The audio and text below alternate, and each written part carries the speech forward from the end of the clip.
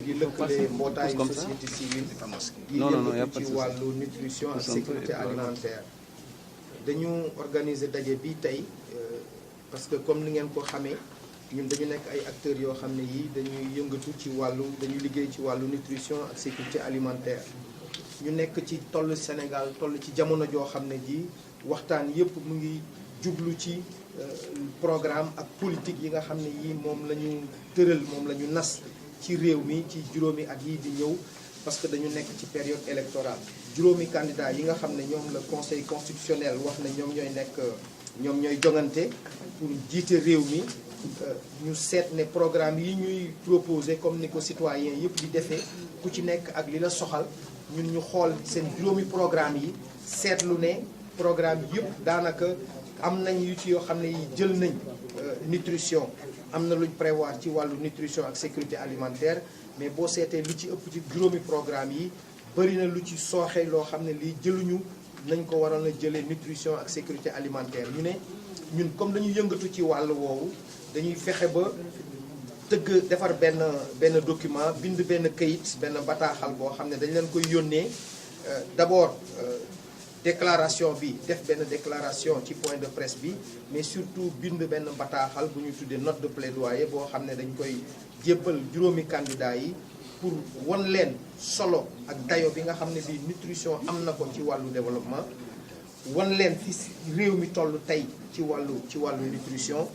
ci wàllu malnutrition mais surtout xamal leen li réew mi laaj tey ci wàllu alal ci wàllu koom parce que en réalité lu ci am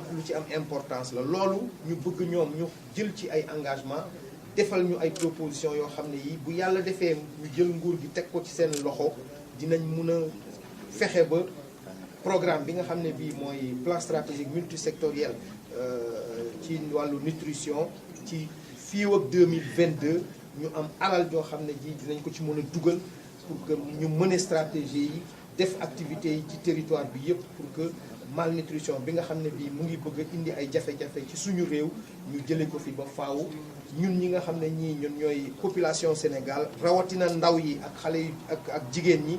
ñu am état nutritionnel bu baax boo xam ne bii moom mooy garantir seen wér-gu-yaram mooy tax ñu mun a dem école mooy tax ñu mun a liggéey mooy tax ñu mun a jur koom bi nga xam ne bii ci lañ nar a sukkandiku pour Sénégal mun a nekk réew mu émergent. lu ñu mën a jàpp ci jafe-jafe yooyu. jafe-jafe yi ci wàllu nutrition lañ ci mën a jàpp bëri na benn bi ci jiitu mooy fi nga xam ne fi la yenn jafe-jafe yi toll am na forme malnutrition bu ñuy tuddee malnutrition aiguë boo xam ne bii daanaka du ma ci boo xoolee Sénégal ci réew mi yëpp niveau bi mu toll nii xaw na baax mais dafa am ay gox yoo xam ne yi foofu dafa jéggi dayoo mooy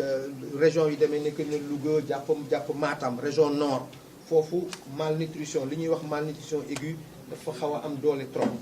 boo demee ci wàllu sud bi ak sud-est li ñu tuddee malnutrition chronique bi nga xam ne bii d'ailleurs sax moom moo gën a garaawati encore surtout ci xale yi parce que moom conséquences yi muy am ci xale bi daanaka presque kenn dootu ko mun a dabaat dafay irréversible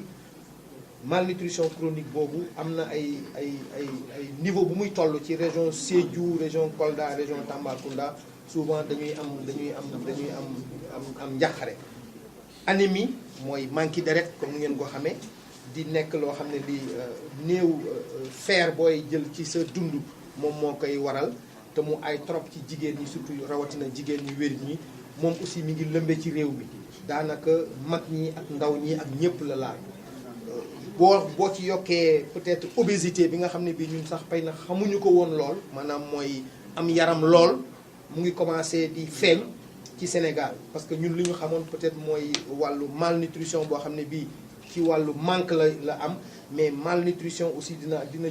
jóge ci surpoids wala obésité te loolu aussi mu ngi commencé di am ci Sénégal bu ñu seetloo d'ailleurs moo tax yenn feebar yi commencé di fi law di laal gune yeeg mag ñi yu demee nekk ay tension ak ay maladies cardiovasculaires ak yooyu loolu yëpp boo ko seetloo ay la yëwan réew mi def na ay jéego yu am solo ci wàllu nutrition ak ci wàllu xeex malnutrition am nañ ci ay acquis mais des na lu bëri loo xam ne lii war nañ ko def pour que ci Sénégal